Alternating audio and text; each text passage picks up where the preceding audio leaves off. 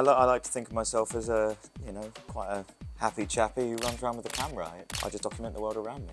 What does fashion mean to you? Self-identity within certain parameters. So a lot of the time people dress in a way that reflects their lifestyle and they don't necessarily choose what they're deciding to put on their bodies.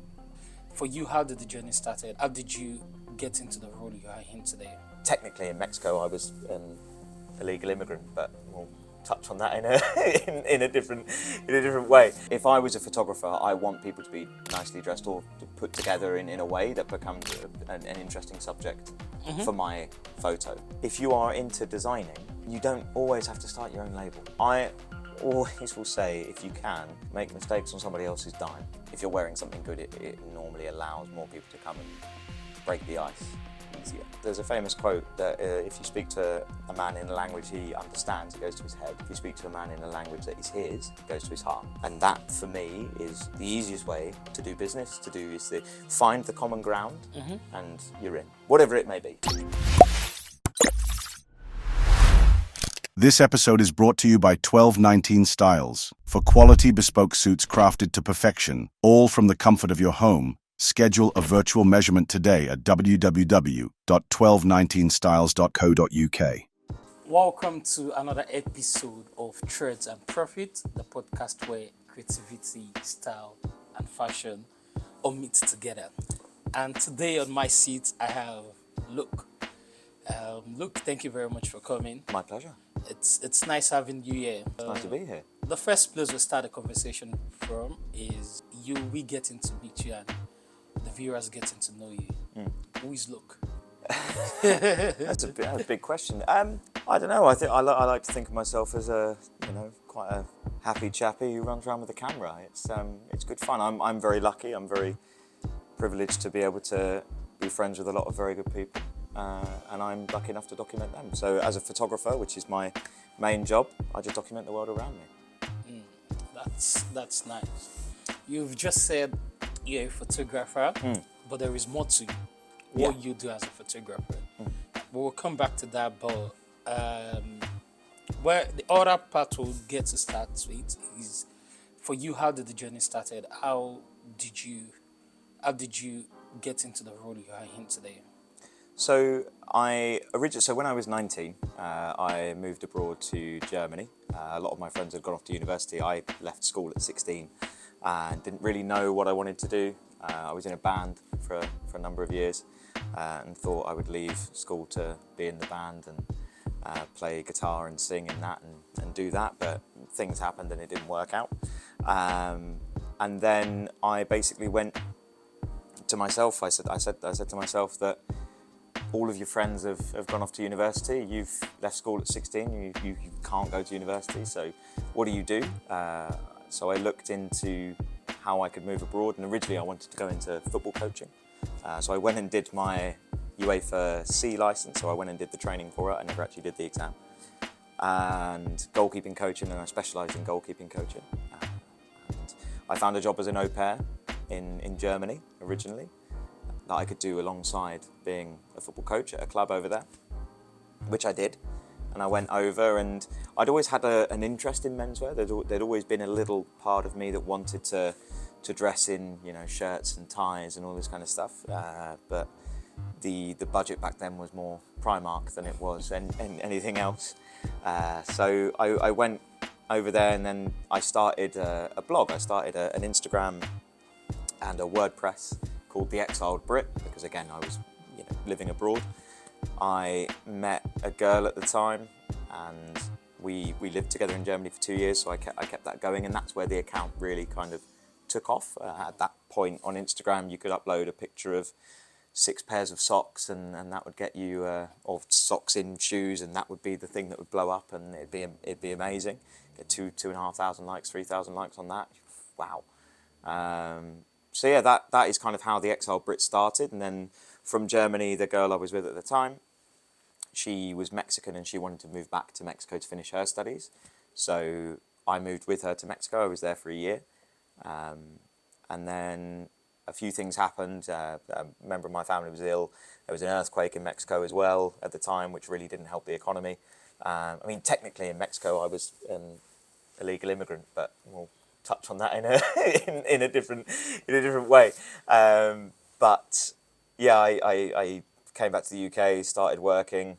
I worked in a startup, and I kept the menswear kind of side of things going. But I wanted to transition. I felt that I was much more comfortable behind the lens than in front of it at that time, and so I transitioned to taking more photographs of friends of mine, and then from there it kind of expanded.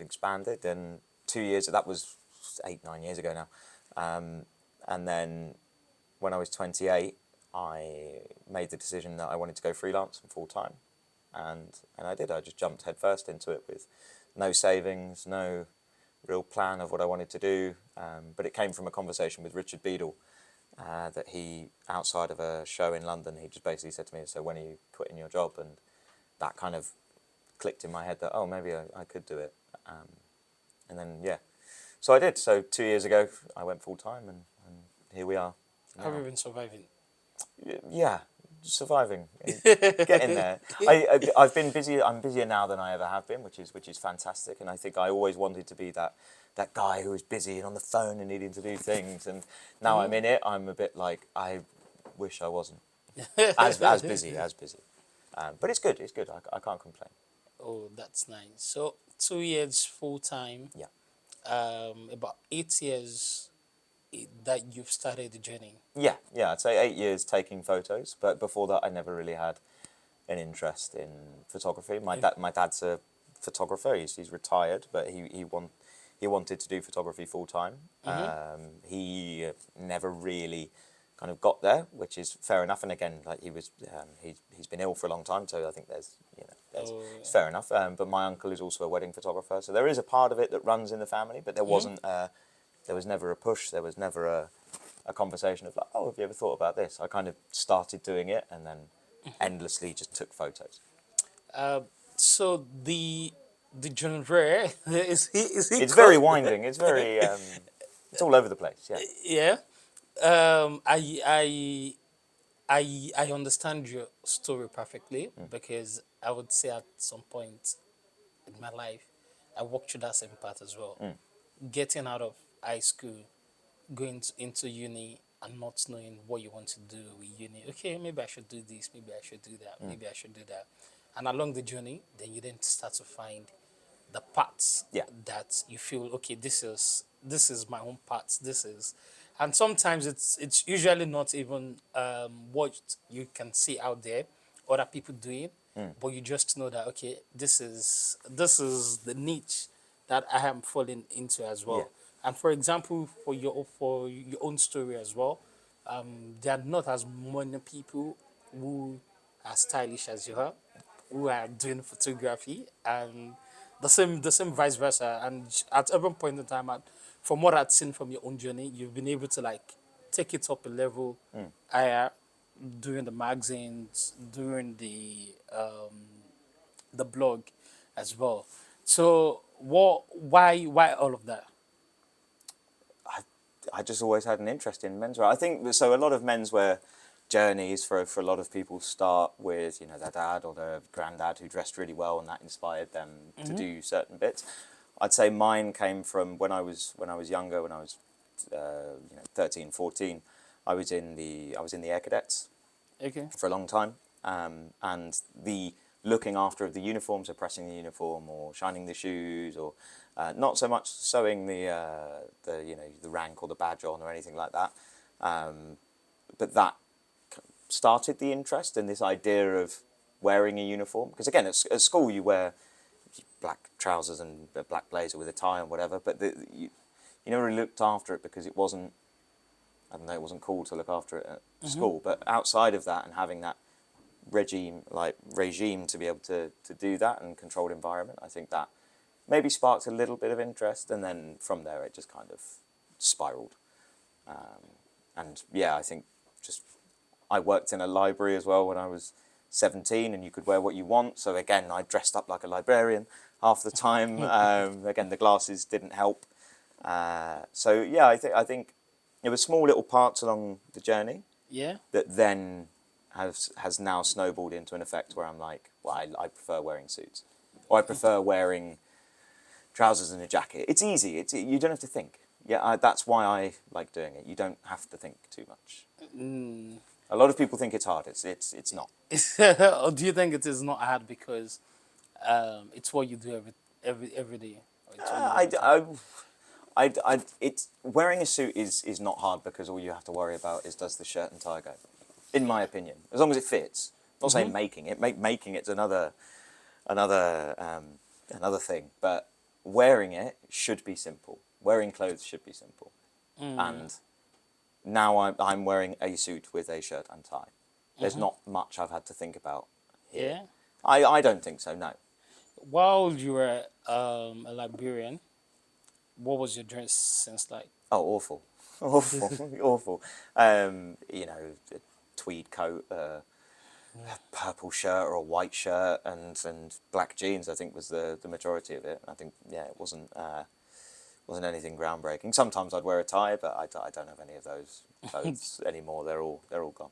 Do you have any people, as of back then, do you have people always remarking you for your dress style, your dress sense? Sometimes I think more so now than ever before. Yeah. Yeah, I think 100% more now.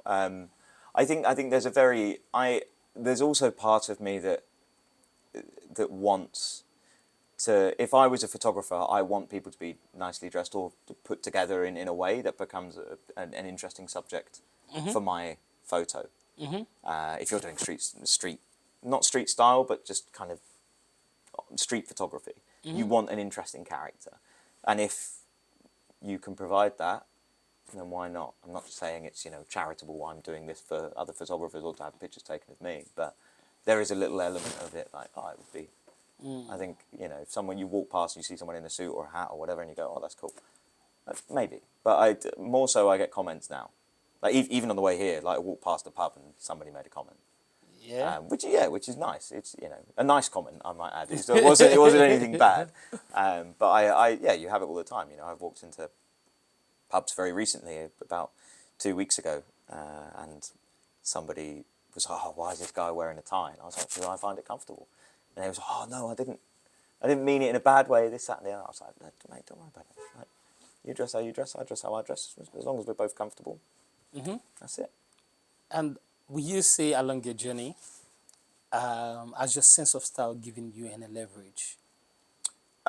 In some aspects, yes. I always found, especially with my old office job, when I used to work for a health and social care charity, so that was my kind of background for 7 years when I came back from Mexico. From Mexico, yeah. When I came back, I worked for a startup in health and social care, and then that went defunct, and they ran out of money just before COVID, and then I got another job at a charity doing a similar thing.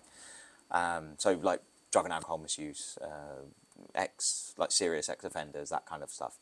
And I always found that going a bit beyond what most people do in the office normally helped with a bit of gravitas. I can't. I'm vertically challenged. I would say I'm only 5'8", so I don't have the command of and especially my age at that job. I didn't command as much respect as potentially some other people did. But if you could dress well, to a point, then it still worked. And I felt like that helped me in my career at that time. And then even now, I'd say, if you're wearing something good, it normally allows more people to come and break the ice easier, which I think is massively important. At the end of the day, you need to know as many people as you can because you never know who might need you for something. And the amount of jobs that have come out of that is Of you just looking good and just dressing well. Yeah. Someone will be like, oh, okay, what do you do? And you start chatting, and then that conversation goes. And then more people are aware of you, and more people know what they can do with you. Yeah. And that for me is fundamentally what business is about. Like a lot of the time, especially in England, it's who you know, not what you know. And if you start from a position where you don't really know anyone, you have to get to a point where everyone either recognises you or knows your name and knows what you do. If somebody sees you from across the room and asks their friend, who's that, you want the other person to be able to tell them, ideally, which makes it an easier, softer kind of approach for people. And I felt that's helped a lot in my work. Bridging that gap to say, people just getting to know you. And I think it's a good brand. It's a good brand identity as well. Yeah, yeah, 100%. And I think there's loads of things, especially in London. You know, everyone comes from all walks of life, and you know, London's such a hub for so many different things. And when you look at it, how many Londoners are there like doing certain bits and bobs, and I quite like the diversity within the group that I am friends with and do a lot of work with, because they'll be like, oh, we're going here to do this and do this job, fancy coming along, and it's something that I wouldn't have necessarily thought about or even gone to see, or brands that I wouldn't have necessarily known. So that for me is a massive part of it. I love that. So let's talk about fashion, and let's talk about fashion. Sure. What does fashion mean to you? Yeah, it's again a broad question. Fashion, I think, is self-identity within certain parameters. So a lot of the time people dress in a way that reflects their lifestyle, and they don't necessarily choose what they're deciding to put on their bodies, if that makes sense. So, for example, like a lot of the time you can tell someone's music taste quite, especially if it's on a certain spectrum, you can tell someone's music taste quite quickly. Yeah. It's quite rare to see a goth who listens to, you know, R&B. Like they might do, but if you see somebody who dresses in those kind of blocks, you kind of go, okay, well that's defined by their music taste or by the people that they look up to. Whereas I find fashion as a whole, especially now in this TikTok era, especially in London, where it's a bit all over the place, and I'm not sure what we're doing with it. It's just this amalgamized mush at the moment. It's just, it's not. I can't. If you ask me to define London style, I couldn't put my finger on it. I don't think. Okay, so for you, what's the difference between fashion and style? As a photographer, if you're outside of an event, especially a fashion week in Milan or London or wherever, you can very easily tell who has got style and who's got fashion. There are people who wear brands, and there are people who style brands. Like a perfect example at Pitti as well is a massive example. Someone like Hassani, who always is wearing, he's big into the vintage game, all this kind of stuff. He styles everything. Everything is styled towards him. He's very long, very slender, big hair. Like, it works for him. That wouldn't work on me. I'm not tall and slender and 6'3" or 4", however tall he is.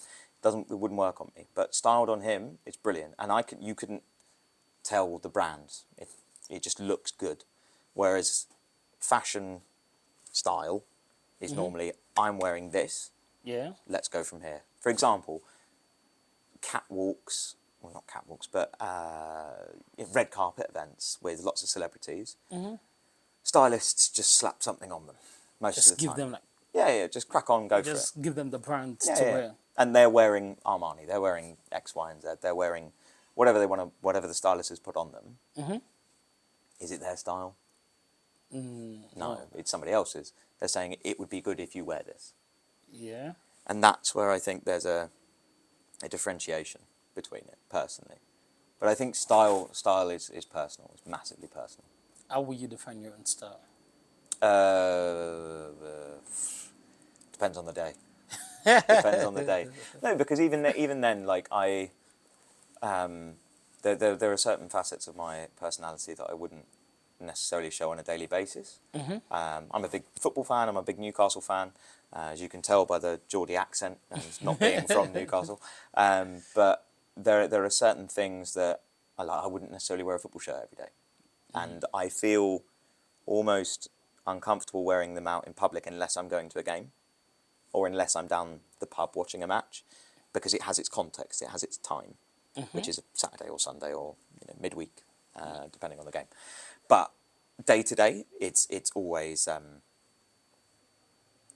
how can I look smart? How can I look presentable? I have to not worry, but in my job, there is always the potential that somebody could ring you up to go somewhere where you need a suit and tie or a shirt and tie. And the amount of times I've been wearing those things, and I've had a message from someone saying, oh, like, we'd like to do some work with you, I can pop in today. I'm already ready. I can go. Or if I get called to shoot an event, or I get asked to go to an event, if you're already ready, you don't have to get ready. And that's my ethos on it. It always has been. There are days, obviously, where if I'm doing especially like a heavier shoot or anything like that, I will be in jeans and a t-shirt, or jeans and something else, because I'm having to lift and carry and la la la la la. But if I can help it, I would like to always be relatively ready. And also, it feels nice. That's nice to hear. You have a magazine. Yeah. And the third, if I'm right, the third issue the Yes. third edition should be out soon. Yes. What made you start a magazine in the first place? I wanted to write more, and I think in the first issue, or the first edition of it, and setting it up was very much a case of, if you can't join them, then try and beat them.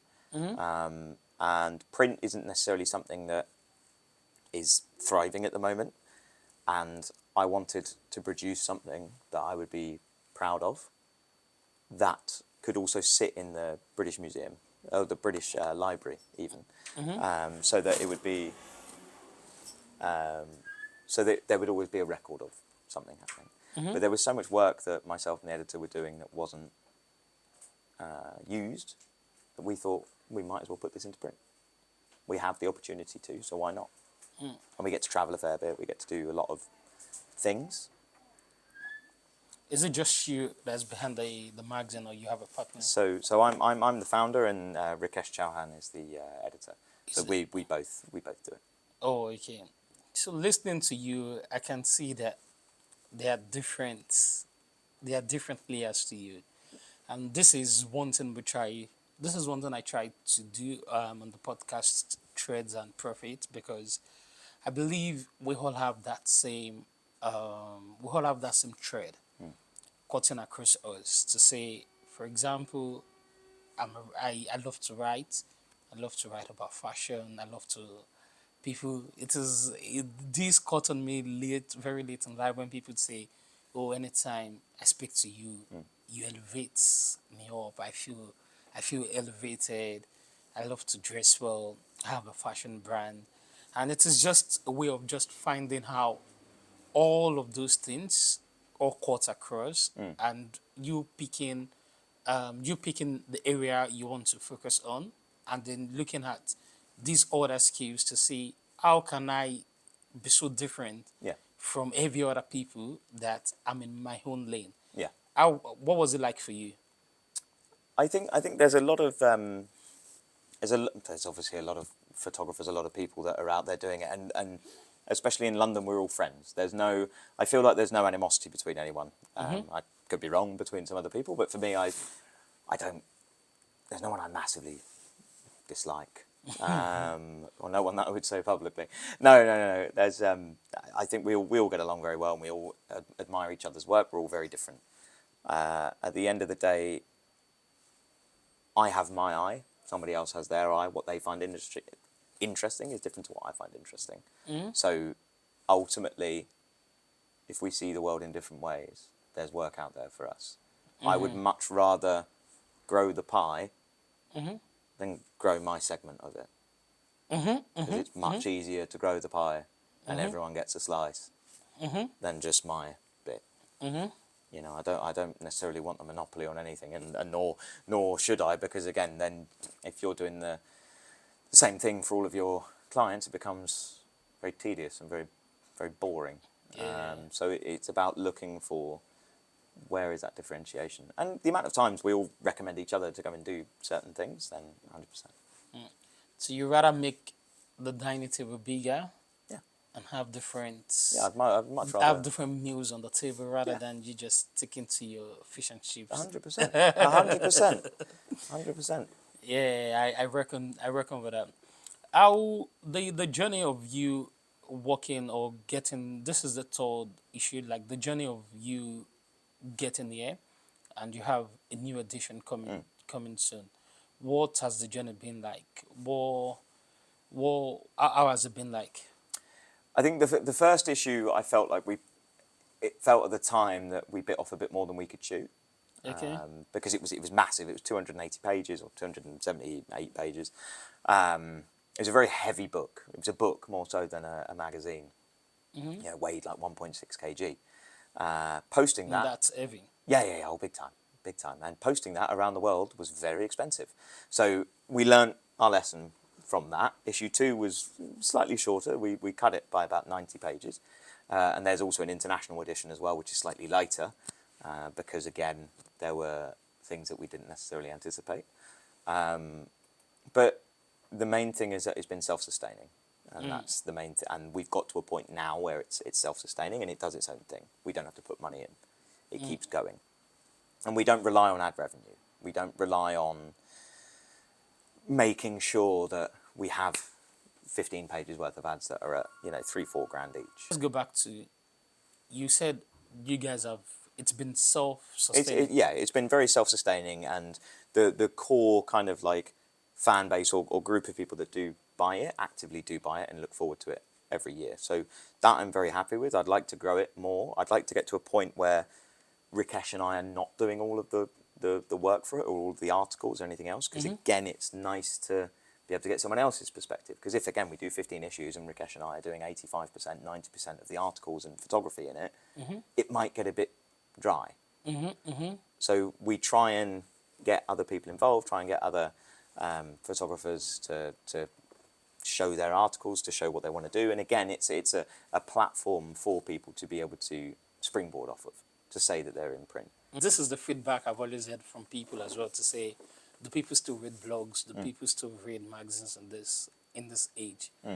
And it is during this period that you just feel like, okay, this is when I want to start my magazine. What do you have to say about that? Quite simple. I think less is more. Less is more. Always. I think the problem facing the magazine industry or print media, a lot of magazines, GQ, Vogue, just to pick two, they shouldn't be quarterly. They shouldn't be monthly. They shouldn't be, you know, there are a lot of magazines that shouldn't be weekly. A lot of things that shouldn't happen that quickly, in my opinion. Because think about it this way. If Vogue was yearly, if it was an annual, it would sell incredibly well. And the importance of that magazine would be undeniable.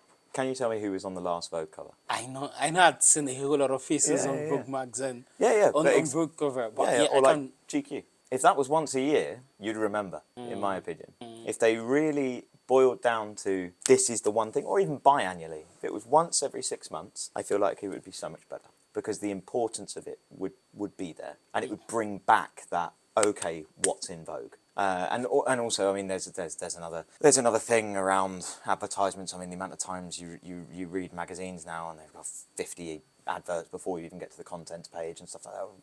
What's the point? What's the point? Why would I want to buy something and keep it on my bookshelf that's half full of ads? Not getting valuable content from it. Yeah. I think people need to slow down a little bit with print media. I think also with like Reels and Instagram and everything else, people need to slow it down just a little bit, because then we get to a point where we run out of ideas, we run out of content, and that's not always a good thing, because then you start just doing whatever, and that's where it becomes a problem, because then your feed is just rubbish.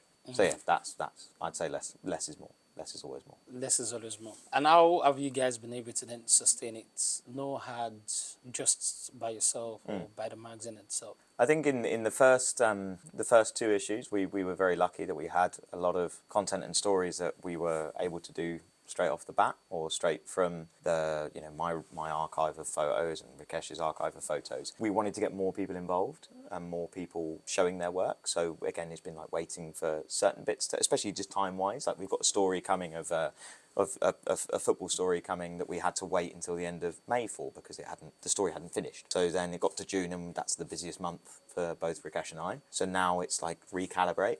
We've got all the stuff now. Now we can sit down, get it all sorted. And we've got some stories that, you know, there's one story that I've got that's about a Syrian refugee camp that I went to last year, and it's an article I want to get right. It's an article that has a lot of importance, and I don't want to put my name to anything that isn't absolutely exceptional. The photos are there. The photos are absolutely fine.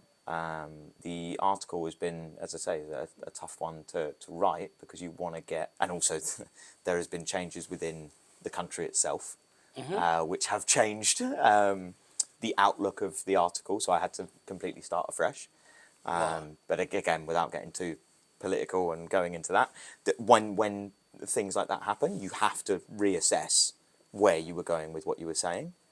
And the situation's so complicated that you want to get it right as a piece in that time. So thankfully, the situation hasn't changed too much in the past month or so that's okay.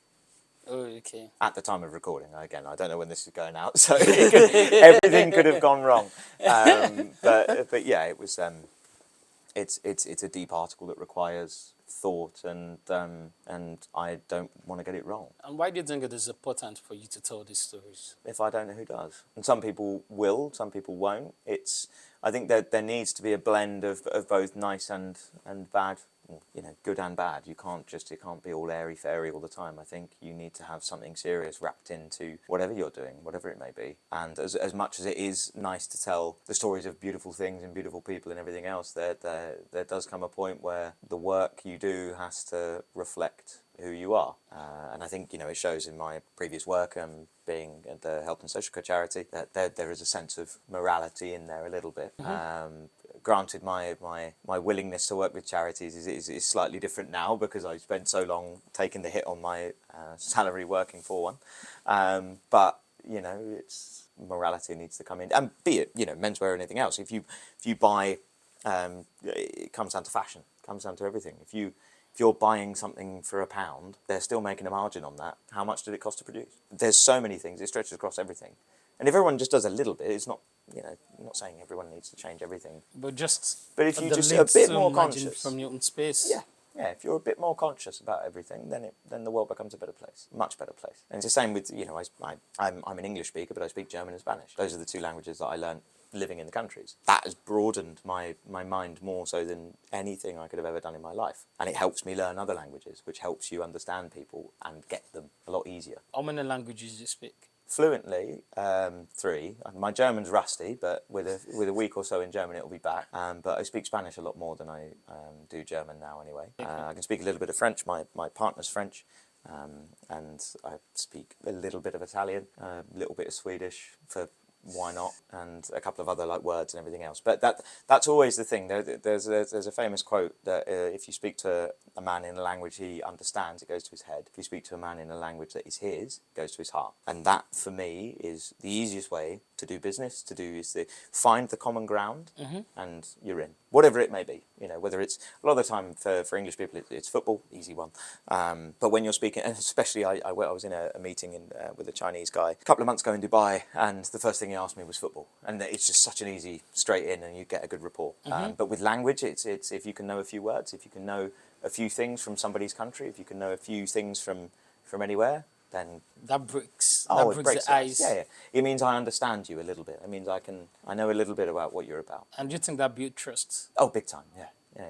And I think the English are good at it to a point. Some of them are good at it. Well, the Brits are good at it to some point. But then we just go completely the other way. I think when Brits are interested, they're all in. Like whenever you meet a British person who speaks another language, they normally speak like 4. But that's because the majority of people don't. They speak just English. Just English. But when you find people that, you know, any English person I've ever met who speaks another language, they always speak about 4 or 5 because they get so excited by it. They go, ooh, and then they just run off and go for it. And start learning others. Yeah. You want to say something? No, I was just going to say, and I think it's just so fundamental to business. Like the most successful people I know, or the business people I know, speak multiple languages.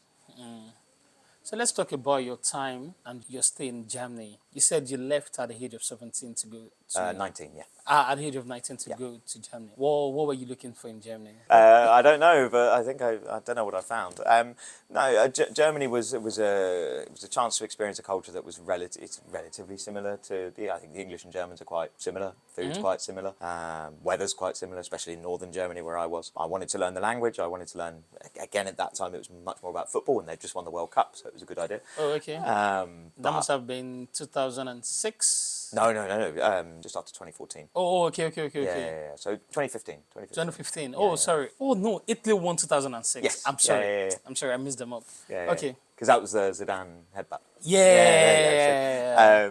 But yeah, 2014, they just won the World Cup, obviously. They just demolished Brazil in Brazil. And I was there, and I was in a situation where I put myself in a situation where I was coaching football I was 19, coaching 17-year-olds. And you have these 15 or 16 German lads in front of you who are supposed to be listening to you. and you're having to publicly speak in front of them and tell them this, that, and the other, they're going, well, we've just won the World Cup. Why are we listening to you, English boy? So then within that first 2 or 3 months, I made sure that my German was so up to speed because then it meant that I cared. It showed them what I was willing to put in to be able to do those sessions in German. And that was then reciprocated in, okay, well, he's actually... Did that make any difference? Oh, big, yeah. How did you feel when you were hearing that to say, why do you have to listen to you, English boy? I mean, at the time, you just got to grin and bear it. They're fully in their right to do so. I felt, but again, the best way to prove someone wrong is to show them, and I feel like I did that, and the team did well, and we did good things, so I can't complain. And then I went into women's football, which is far easier. They're just so much easier, so much easier. But they were all older than me, so they were kind of like, okay, we'll take on your... What was your dress sense then? I'm trying to, if you had been a coach... Well, when I was coaching, I was in tracksuits and Tracksuit. whatever. Yeah, it was just like Adidas, just not nylon, but like the coaching staff kind of big coat and all this kind of stuff. Yeah. It was great, but it was so cold most of the time when I was in Bremen. But in working, because I used to work overnight. I used to work as a hotel porter / like semi-accountant. I used to cash up everything from the takings of the day and send that off to Hamburg. So I'd start work at 10:30 in the evening and I would finish work at about 6:30, 7 o'clock in the morning. So I used to work overnight because that paid more. Oh, okay. And I did that. I used to be able to coach and then go to do my job in the evening, wake up in the morning. My girlfriend at the time, who I lived with, she would wake up in the morning as I was coming back. We'd spend an hour together, and then she would go off to university, and then I would go to sleep, and then the whole day starts again. I worked overnight, for a 1.5 years, 2 years. Aged me, I feel. But how did all of that influence you, or what impact did it have in your journey today? I think in a small way, it gave me the opportunity to see what life is like outside of a 9 to 5. Even though you're doing a 9 to 5, but you're not on everybody else's hours. So when you're wanting to see friends, you're having to chop and change, and you have that period of the day where people are mostly at work, so you get to see the world when they're not, which is normally nicer. Compared to, like a great example is if you walk out here at 3 o'clock in the afternoon, there's not that many people compared to a weekend. Whereas on a weekend, Oxford Circus is a nightmare. Whereas during the week, it means you can go around and do your things and everything else. And I think that kind of slowly implanted something in my head of like, you should be able to control your hours. Yeah, and control your time, which I couldn't do at the time because I wasn't clever enough and I didn't know what I was doing. And then over the period of 22 when I came back to 28, it was like, right, there was always that little seed of you should be able to control your time and control what you want to do with it and make it as busy or as not busy as possible. But then, style-wise, I was also very lucky that I could wear whatever I wanted to work. I didn't have to wear the hotel uniform because I was not employed directly by the hotel. I was employed by some other company who sent me in. But I could wear, shirt and tie and everything else, and that was nice. A bit of self-expression within the job. If you had followed through your coaching career and you become like the top coach, let's say, there's Carlos Asalote who is always in suits. Yeah. Oh, I would have loved that. Yeah. You would have loved that. Oh, God, yeah. God, yeah. I would never have been a tracksuit manager. You know, it would have been suits. It would have been suits. Oh, yeah. 100%. And I feel like there's a lot of people that miss out on doing it because, again, they've got the money, they've got the watches, they've got the cars, they've got everything else. But I get a nice suit. God, just look good on the camera, I feel like, it gets wasted a little bit. People should look good. People should look good. Yeah, why not? Because, again, you're not out there kicking the ball, so you're not out there playing, so get involved. And I think that should be advice for everyone to say people should look good. Yeah. The problem is a lot of people have the clothes and they're waiting for a special occasion or a special event to wear the clothes to. And there are some people who have decided to say, every day is a special day. Yeah. I have to look good. I was going to come down to Mexico. Yes. And then I can round things up. What was it like in Mexico? I loved it. How long were you in Mexico for? A year. 1 year in Mexico. Yeah. It was a very different place then to where it is now. I think COVID has changed Mexico City a lot. Were you there before COVID before COVID? Okay. 2017 to 2018. Okay. I was there. It was. I feel like it's got a lot safer, which is good. Over time? Oh yeah. Yeah. But there's been a massive influx of American money post-COVID because people have been working from Mexico City and renting there, or monthly renting an Airbnb, compared to living in the States, and they're earning their American dollars and they're spending them there. which means that money goes a lot further, which isn't necessarily good. But whilst I was there, I met a lot of people within menswear, and that was the first time I really worked with someone in menswear, as it were. So a guy called Edgar Sandoval, who was I was very fortunate that he gave me an opportunity to work with him, and it was great. And I met Aaron Jimenez as well, who runs La Buena Hechura. He's doing huge things over in Mexico and really putting Mexican sartorial style and Latin American style on the map. It's been so good to see his rise, because I've known him 8-9 years now, and now twice a year I'm very lucky that I get to see him at Pitti, because now he's coming to Pitti every time.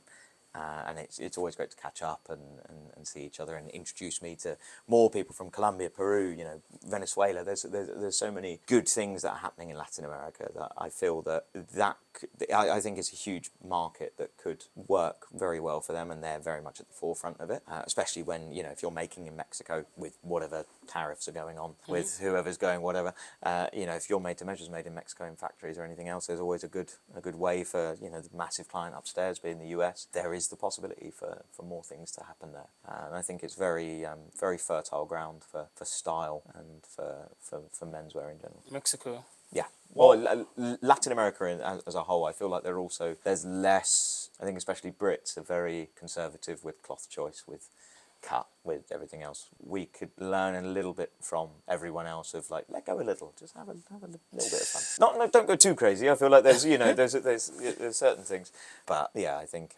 it was fantastic, and I wouldn't have changed it for the world. What work were you doing with the designers then? So I was a bit of a lackey for him as well. So I used to go and pick up things, drop things off, and la. Okay. But I did a lot of photography and videography work with him at that, and that's kind of what started the whole thing for me. Is this could be a job. This could be a thing that I do in the future. But I just loved being around it. I loved seeing him work. I loved seeing what went into it, and getting to see certain parts of Mexico City that I wouldn't have otherwise seen.